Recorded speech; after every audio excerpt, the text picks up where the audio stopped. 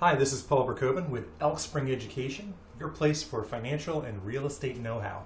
And today we're doing an Elk Spring tidbit on the home buying process. And I want to show you a very interesting and insightful diagram of the emotional journey that a lot of people go through when they are in the process of buying a home. And a really interesting thing is that it almost always starts, the journey of home ownership almost always starts in a place of idealism, right? You know, we're in wherever we're living now, and then there's something about it that's not optimal for our lives, and then we get a picture of how to fix that problem or what our goal is for the future, you know? So somebody in an apartment might be like, I want to get a place with a lot of privacy, or somebody in a home that's too big is like, I can't wait to get one that's cozier and easier to maintain, or somebody who's, just had a couple kids is like, wow, suddenly we have all this plastic stuff for babies and there's no room, and whatever. There's usually this thing of idealism of like, wow, this is my current reality and I've got this idealistic picture of how to fix it. You know, when I bought my first home, I had some really annoying neighbors, and I just couldn't wait to get away from them. And I had this great picture in my mind of a house out in the woods with a pond and a stream and tons of privacy, right? So basically, most of the time, this process starts with an idealistic picture of what we want. And what usually happens for most people right after that is that they'll go out and get some information. Maybe they'll get pre-approved for a loan, they'll go look at some properties online, maybe go drive by some things, whatever that is, start to get some info. And what often comes next is frustration, okay? And the voice of frustration sounds like, they want how much for that house? That's way too much money, or I only qualify for this, or I need that much down. I don't have that much money down, or gee, this market's so tight, I can't get into a house. They sell before I even look at them.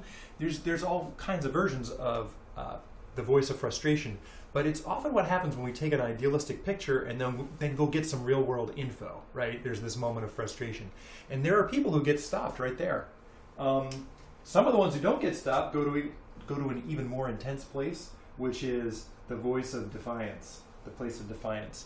And the emotional voice of defiance sounds like, forget it, I'm not doing it. This market's too tight, there's no way, I just can't move, not doing it. The prices are too high, forget about it. This market's going to tank. There's no way I could save that much money. There's no way. These are all versions of the voice of defiance. So many people, if they don't get stopped here, a whole other group gets stopped here in the voice of defiance. But where the emotional journey gets better and where things start to move, where we get to the inflection point in this process, is coming to a place of surrender. And by surrender, what I mean is that we've really taken an idealistic picture and merged it with reality and sort of reconciled that. We've figured out which parts of the plan are going to work, which ones we need to do a little differently, whatever that is, but we come to a place of surrender to our vision and our reality, right? And what's cool about that is when that happens, true awareness can take place, awareness of what's possible, awareness of where we are and where we're going and how we're going to get there. And from that point, decisions can be made, and then finally action gets taken. Okay, finally action gets taken.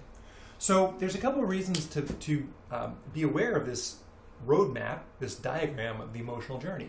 And the one reason is this, for everyone, the process of owning a home is a big decision. It's a complex process. There's a lot of moving parts. There's stress with it. There's exhilaration with it. There's all kinds of things.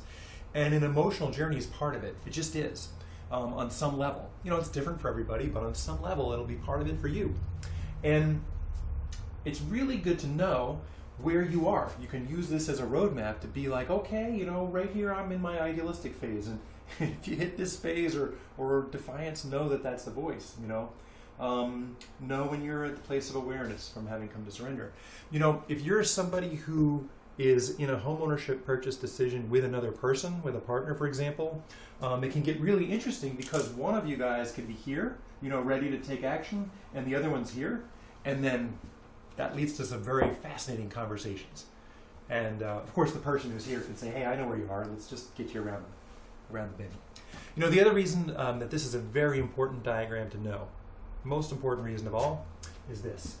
here's a diagram of the worst decisions ever made, how they usually look.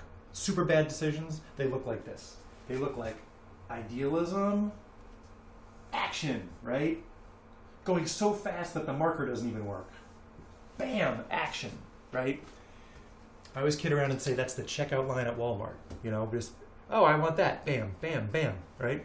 So if I look back at my life, at the decisions that I probably would have done differently, you know, if I could go back and do them, they all look like this, idealism, action. So it's important to know that this process is actually helpful.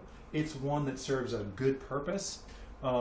If you find yourself moving into these phases, know that they're there for a really good reason, and it's part of getting to this place of surrender, awareness, and decision in a way that makes sense for you. And so this is your roadmap of the emotional journey of a home ownership decision. So financialpro.info, you're seeing that on the screen there. I want to ask you to just go there super quick. 2 quick feedback questions, legit, just take a couple secs. Also, there's a couple of things there you can request if you want. It's all free, it's all good. Financialpro.info. Thank you very much. That's our tidbit for today.